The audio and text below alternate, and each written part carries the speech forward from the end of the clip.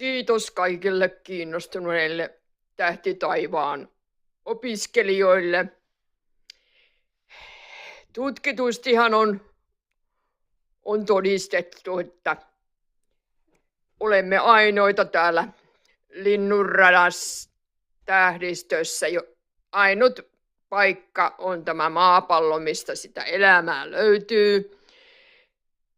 Tässä on pieniä vastaväitteitä ollut siitä, että kuinka se voi olla näin, vaikka Linnunradassa itsessään on 200–400 miljardia tähteä.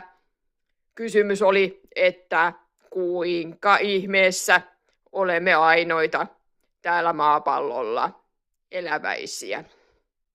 Mutta kyllä tämä on tutkitusti todistettu, että elämää ei ole muualla kuin maapallolla.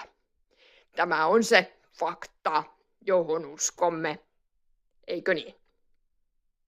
Se siitä sitten.